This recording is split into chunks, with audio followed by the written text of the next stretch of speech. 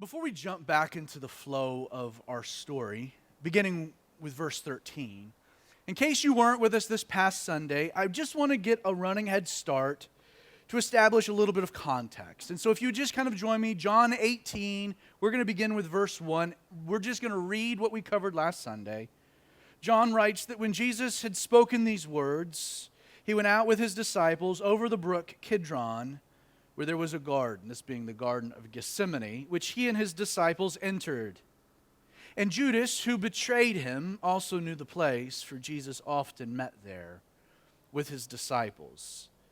Then Judas, having received a detachment of troops and officers from the chief priests and Pharisees, came there with lanterns, torches, and weapons. Jesus, therefore, knowing all things that would come upon him, went forward and said to them, "Who are you seeking?" They answered, "Jesus of Nazareth." So Jesus said to them, "I am he." He is in italicized, it was added. He says, "I am." This divine name of God, the Emi Ego. And Judas, who betrayed Jesus, also stood with them. And when Jesus said to them, "I am," they drew back and they fell to the ground. Then Jesus asked them again, "Who are you seeking?" And they said, "Jesus of Nazareth." And so he answered, "I have told you that I am he. Therefore, if you seek me, let these," and no doubt he's referring to his disciples, "let these go their way, that the saying might be fulfilled which Jesus had spoken just the chapter before, of those whom you gave me." This is part of his prayer, "I have lost none."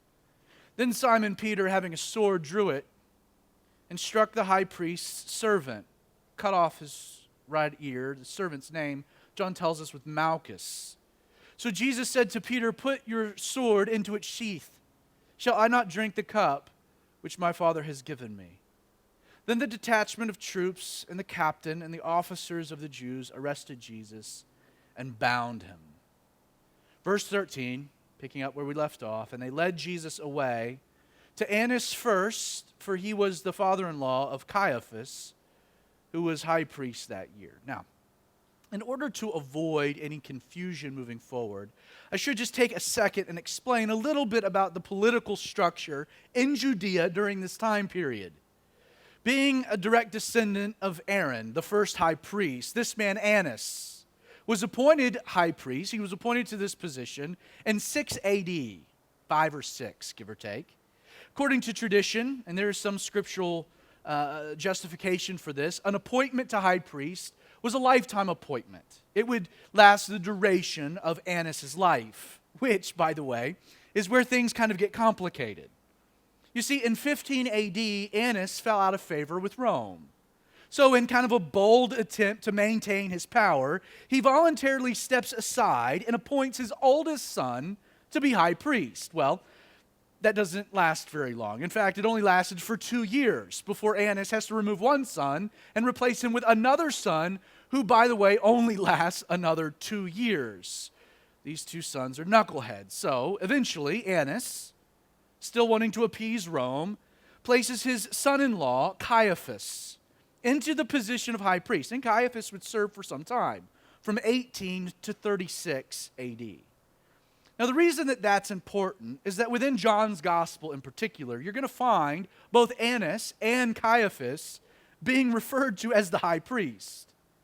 From the Roman perspective, Caiaphas officially held the office, the position, the title. That being said, Annas was not just the man behind the man, but his original lifetime appointment meant that the religious establishment formally recognized him as being high priest, even though Caiaphas had the title. Now, as we dive into this chapter, you should keep in mind this family, Annas, Caiaphas.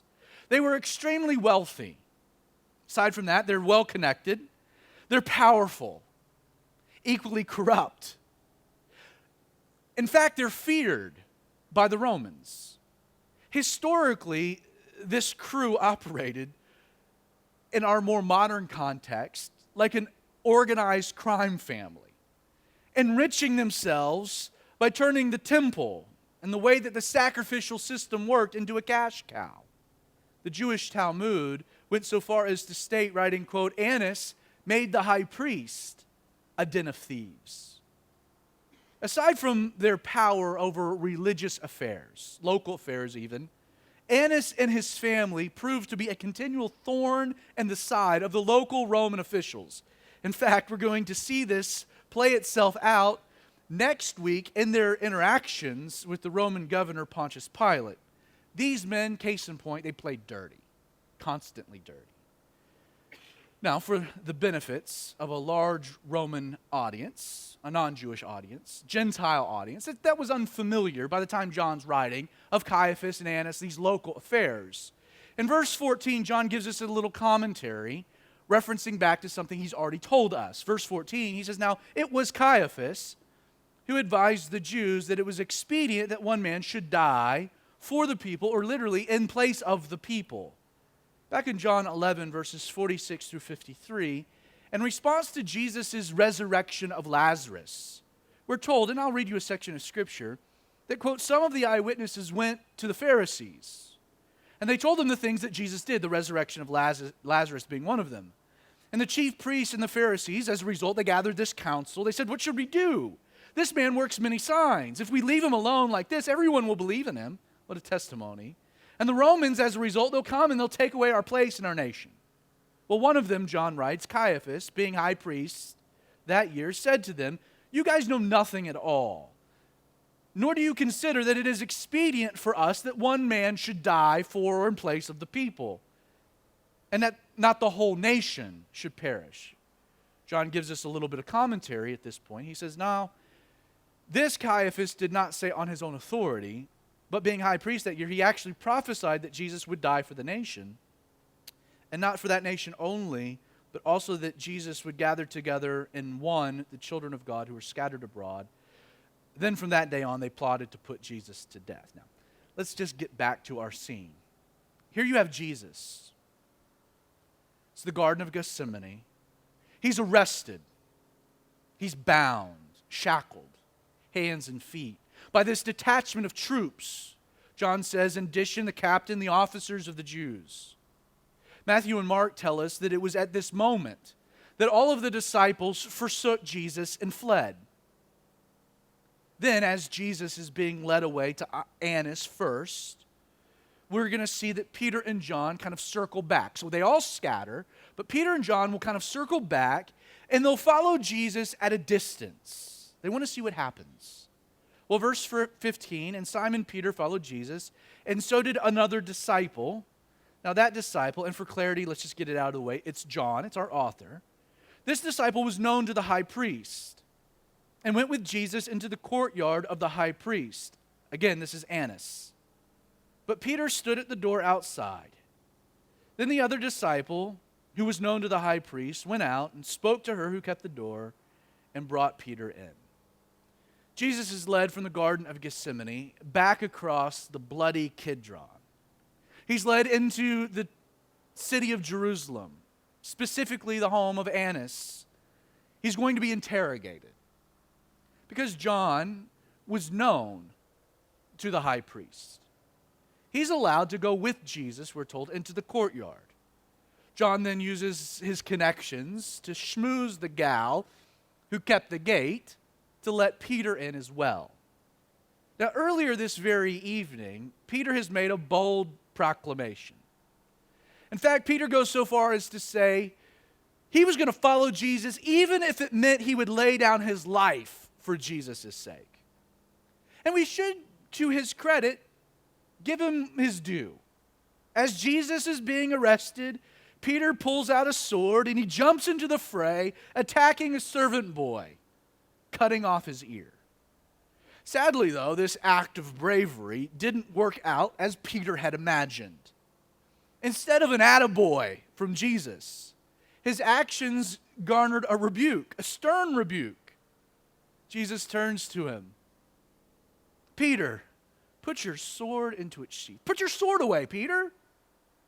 And then I'm paraphrasing, but Jesus says, "I got a plan, man, and you're kind of getting in the way."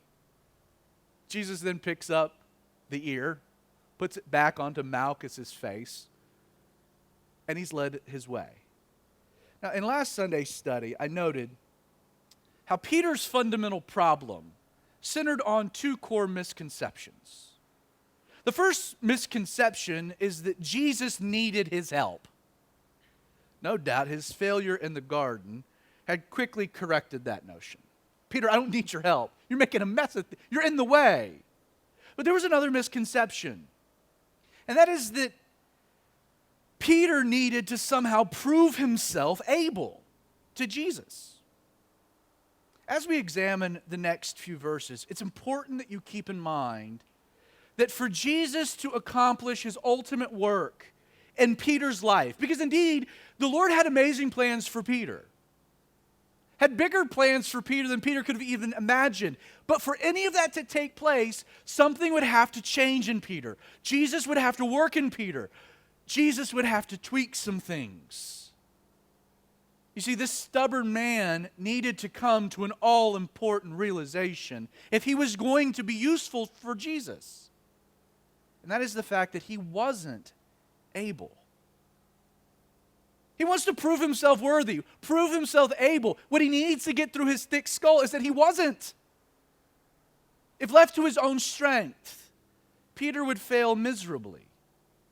And yet, the most glorious truth of this, the most glorious reality, is that Jesus knew Peter wasn't able, and he didn't care.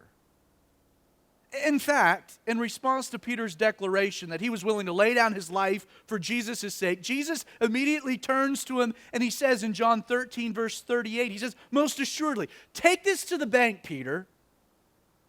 The rooster shall not crow till you have denied me 3 times." You think you're able? You think you can do? Bro, you're going to fail and fail miserably. You're going to deny me 3. You'll think you'll die? You're going to deny me 3 times before sunrise. For Peter to realize his relationship with Jesus had to be centered on Christ's ability and not his own.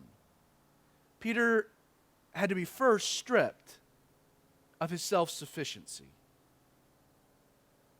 The fact that he thought he could do it. You know, in his pride, Peter declared, "I am able. I'm able to follow Jesus." But he's soon going to learn that he had greatly overestimated himself. Now, again, getting back to our scene. A bound and shackled Jesus is brought into the courtyard of Annas, his home, the high priest. John uses his connections not just to get himself in, he gets Peter in as well. And as Peter is making his way into the home, through the gate, verse 17, John records that the servant girl who kept the door said to Peter, "You are not also one of this man's disciples, are you?" And Peter said, "I am not."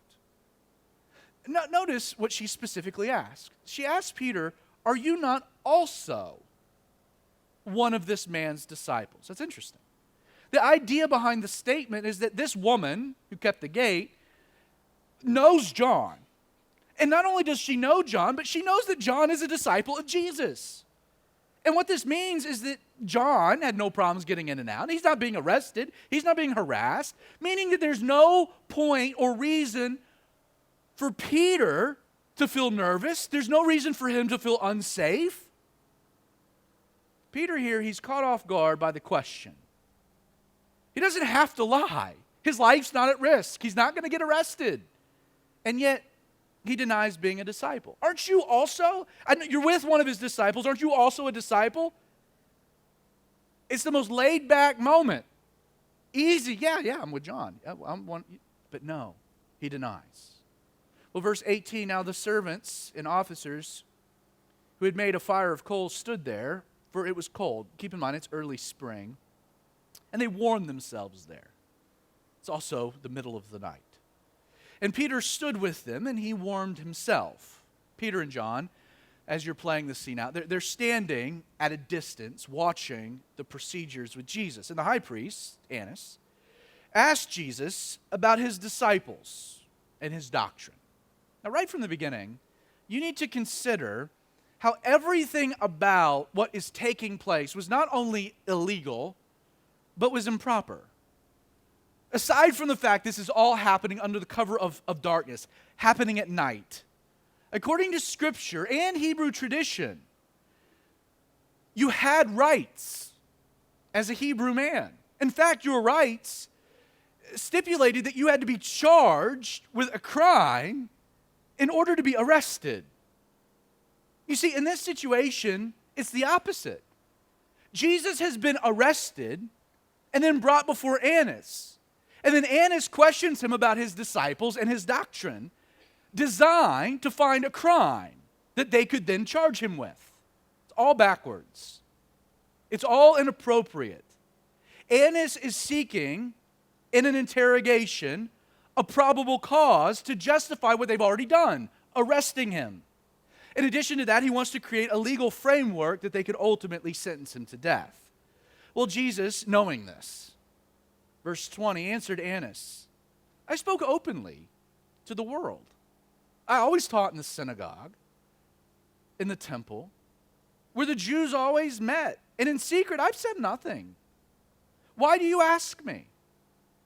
Ask those who have heard me. Ask them what I have said to them. Indeed, they know what I have said. Annas has arrested Jesus without a charge, and now he's wanting Jesus to testify against himself. Now, in response, Jesus points out that according to the Jewish system of justice, a crime, it had to be substantiated by an outside witness, specifically witnesses. So in so many words, Jesus, he's actually making a legal argument to Annas.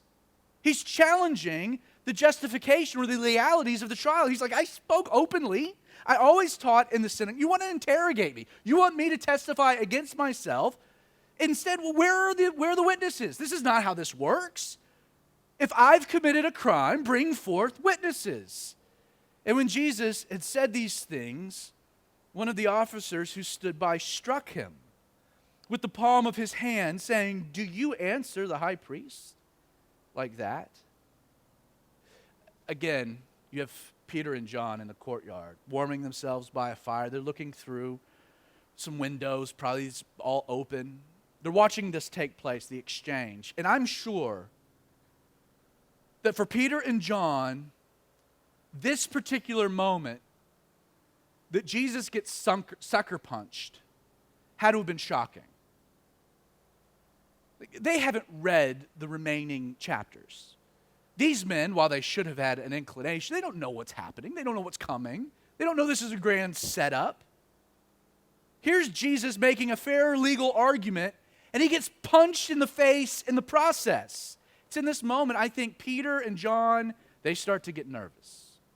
The writing's kind of on the wall. This is not normal. This trial's not going to be fair. Our Lord's getting set up.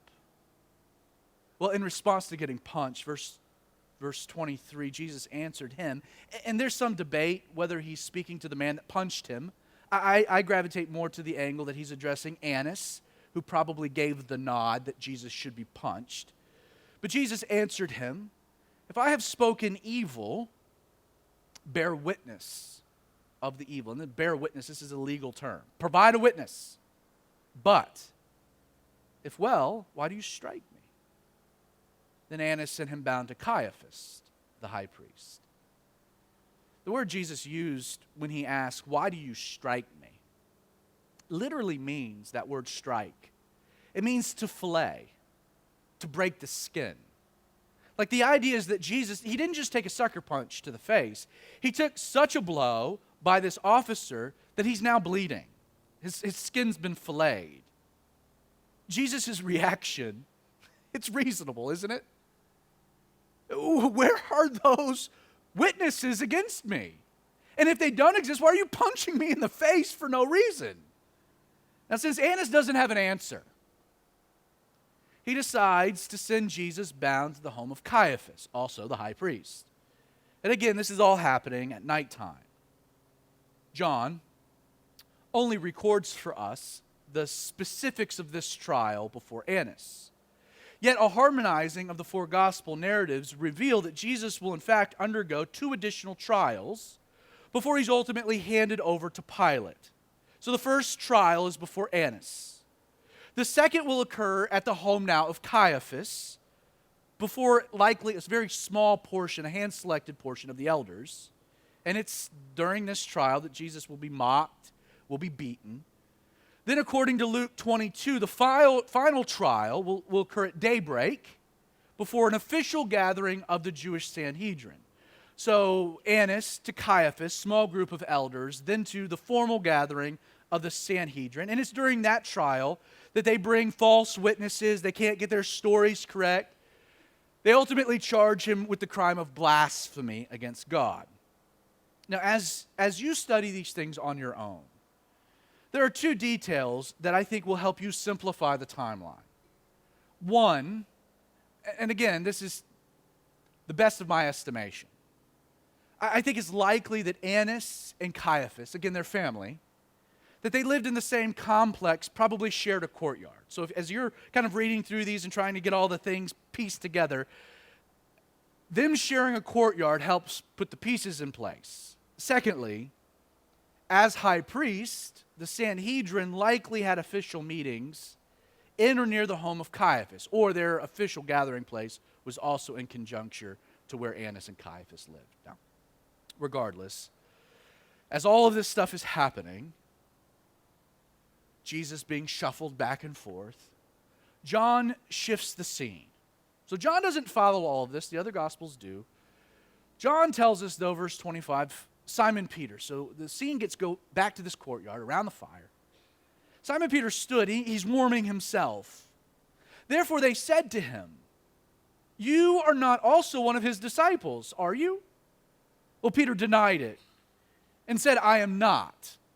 According to Matthew 26, verse 72, in this second denial, Peter actually, we're told, denied with an oath.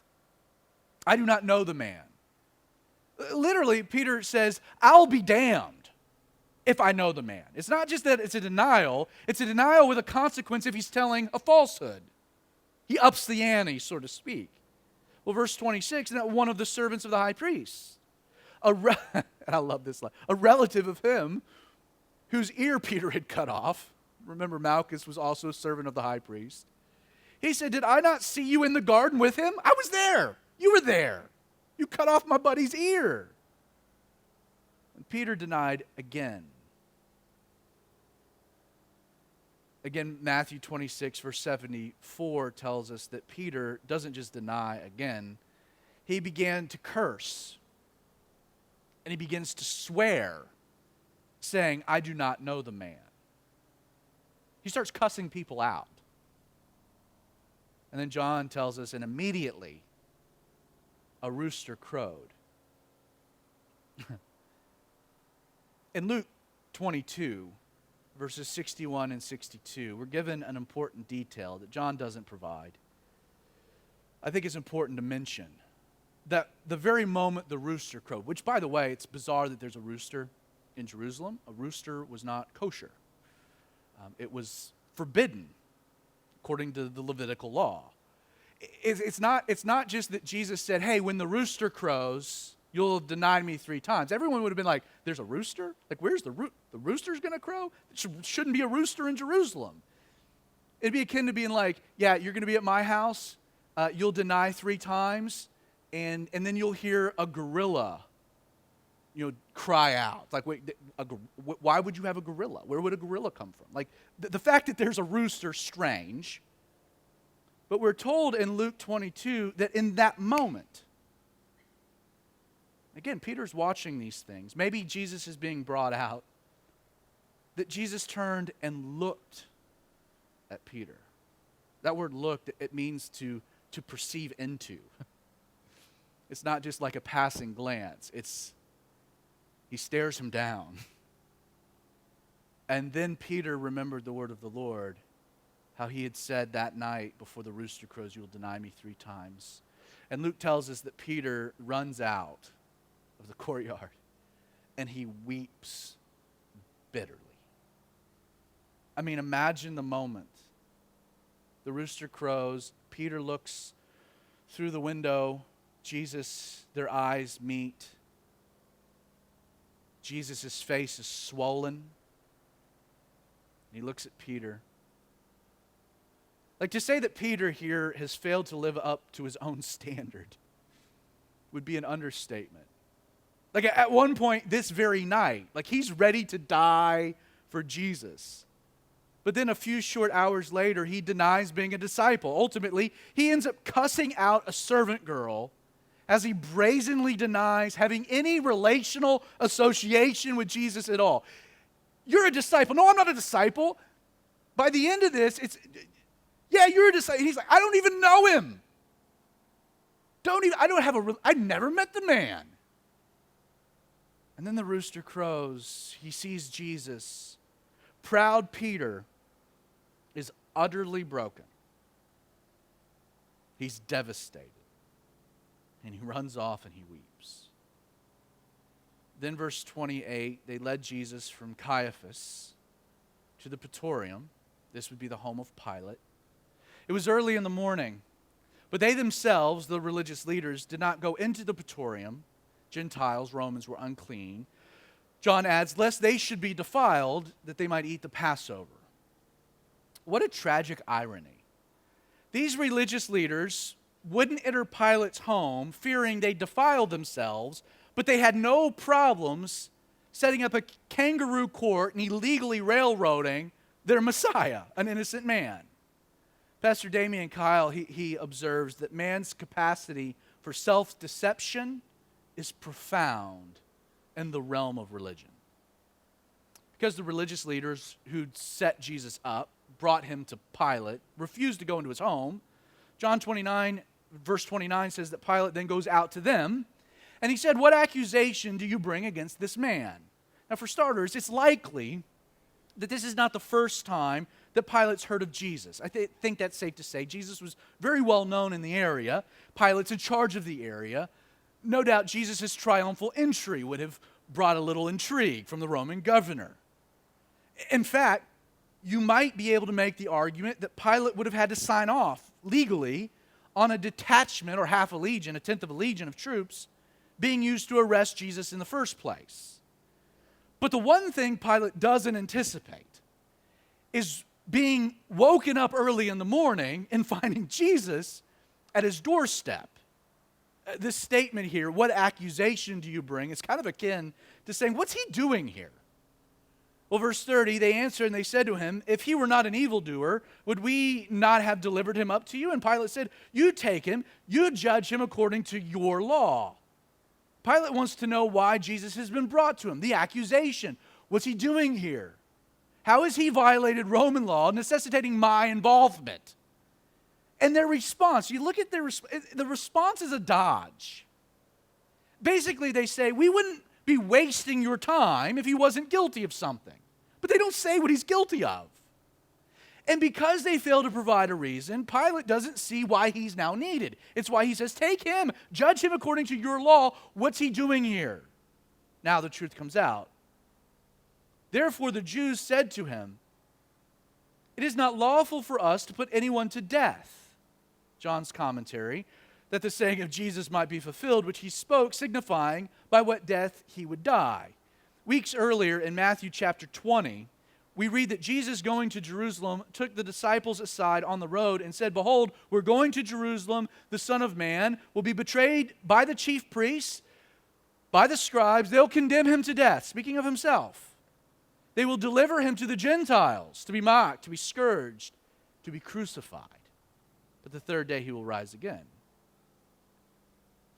The religious leaders, they have formally convicted Jesus of blasphemy in their own court. Blasphemy against God was a crime punishable by death.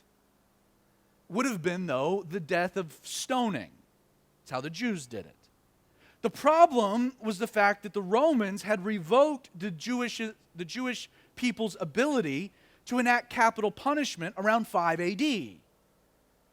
They want to sentence Jesus to death. They want Jesus executed. They could do it on their own. They'd take him out and stone him to death. But they can't do that. That would be illegal. They need Pilate's involvement. Pilate is the only one who has the authority. And crucifixion would subsequently be the method. Then Pilate, verse 33, entered the Praetorium again, called Jesus, and said to him, are you the king of the Jews? And Jesus answered him, are you speaking for yourself about this, or did others tell you this concerning me? Now, Pilate does ask here a question, a forward question, trying to get to the heart of the matter. He says, "Are you the king of the Jews?" In fact, all four gospel narratives record this as being Pilate's first question to Jesus. What's interesting, though, is that in the original language, the emphasis is on this word "you." Are you the king of the Jews? Pilate's sizing up Jesus, and he's like, are you really the king? Are you a king I need to be afraid of? And yet Jesus' response is telling. He asks, are you asking because you want to know the truth? Or are you asking because you just want to confirm what others have told you? Like we're going to see, again, this evening, briefly, but more extensively on Sunday, that the back and forth that Jesus has with Pilate, the Roman governor, through it, you're going to see who's actually on trial. It's not Jesus. It's actually Pilate. Well, verse 35, Pilate answered, "Am I a Jew? Your own nation, the chief priests have delivered you to me. What have you done?"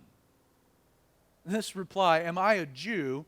It's an honest reaction to Jesus' question. Jesus, I'm not a Jew. I don't care if you're the king of the Jews or not.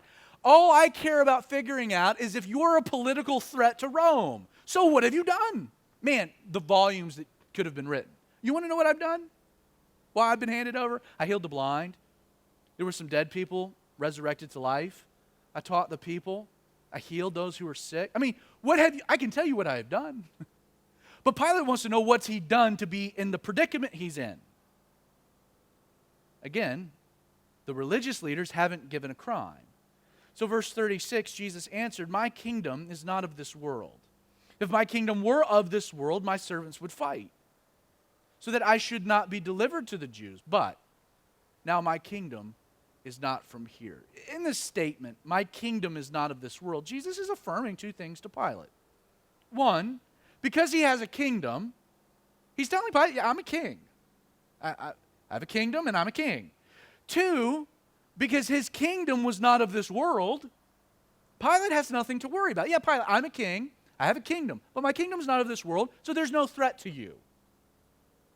In fact, force isn't how my kingdom advances. You have nothing to be worried about. Pilate therefore said to Jesus, "Are you a king then?" Honest question. Jesus replies, "You say rightly that I am a king. In fact, for this cause I was born, and for this cause I have come into the world." And Jesus is referring to his pre-existence here. "That I should bear witness to the truth. Everyone who is of the truth hears my voice." Jesus' whole point here is that the vehicle by which his kingdom would grow and expand wouldn't be through force, but the truth. Now, bringing up that particular topic, Pilate says to Jesus, "What is truth?" And when he had said this, he went out again to the Jews, and he said to them, "I find no fault in him at all." In Luke 23, verses 5 through 9, we're told in response to Pilate's not guilty verdict, the religious leaders were all the more forced, fierce, saying, "He stirs up the people, teaching throughout all Judea, beginning in Galilee, even to this place." But in that, something comes out. We're told by Luke that when Pilate heard that Jesus was from Galilee, Galilean, as soon as he knew that he belonged in Herod's jurisdiction, he sends Jesus to Herod, who was also in Jerusalem at that time. Now, Pilate, he thinks he has an out here. This man's innocent. I don't know why he's here. I don't know why you've woken me up in the morning. This is ridiculous. Okay, he's got a kingdom. It's not of this world. I don't even know what that means. He's talking about truth. I don't know what that means. Why is he here? What's the point? I want to go back to bed. He's not guilty. Let him go.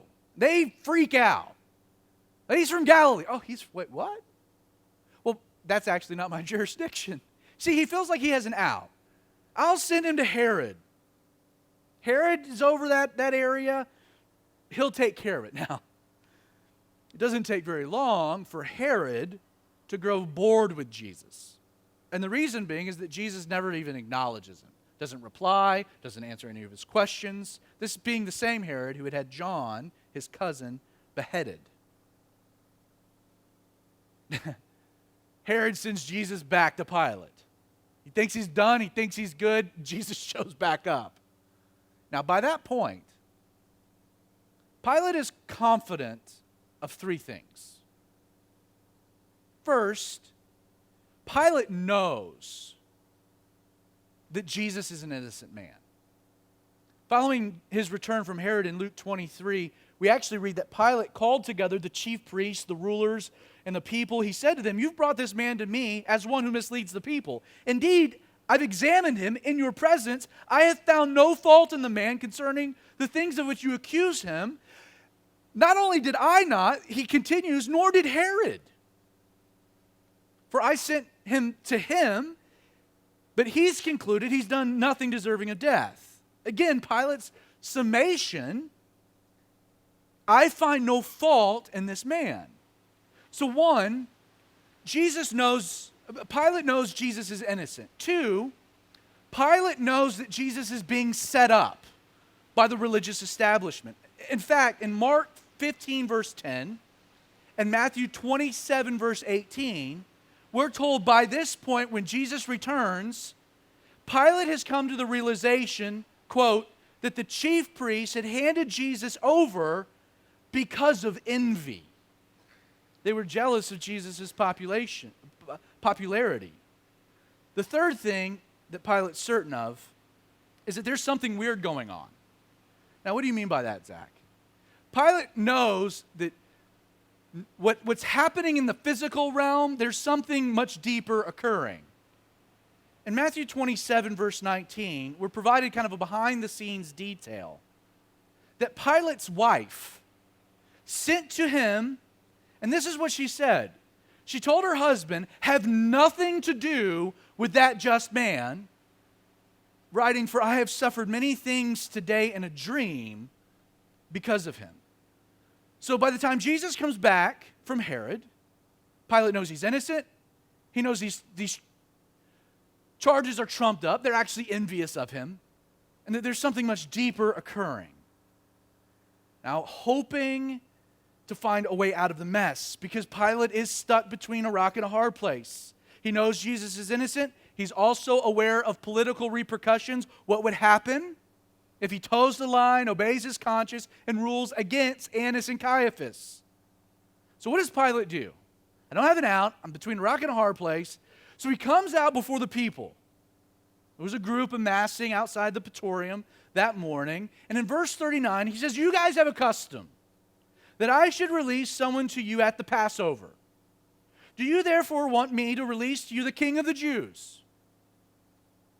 Well, they all cried again, saying, "Not this man, but Barabbas." John then tells us Barabbas was a robber.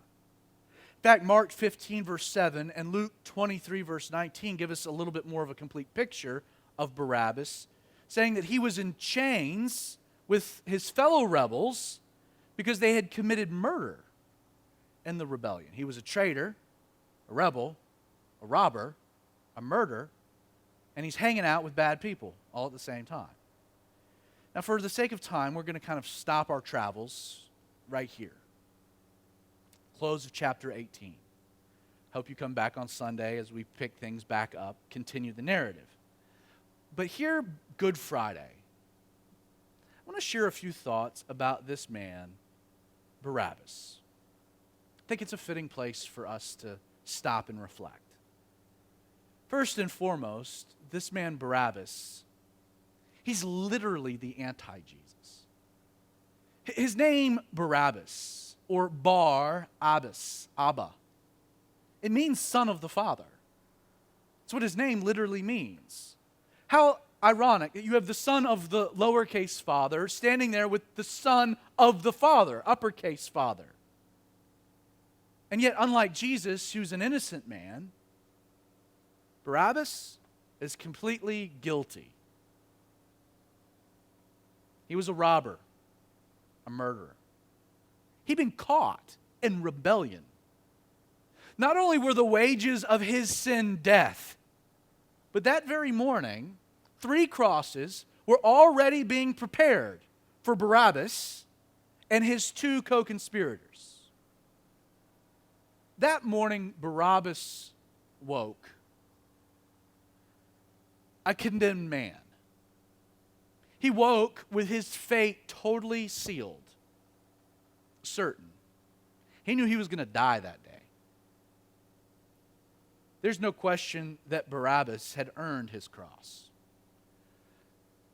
That cross on Calvary, he had earned it, and he deserved it. The crucifixion, slated for that morning, it was the just punishment for his crimes. But imagine that moment. That word works its way through the fortress of Antonio. Barabbas, come on out. And they chain him up and they bring. He has no idea what's going on.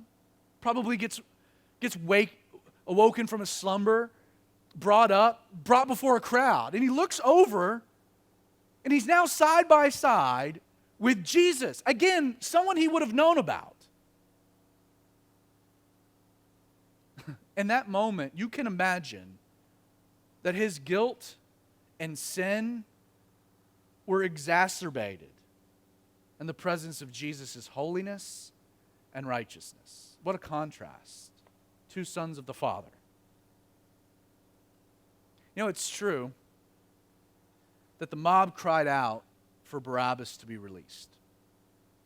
They were given an option and they cried out for Barabbas. And it's undeniable that Pilate ultimately is the one that issues the pardon.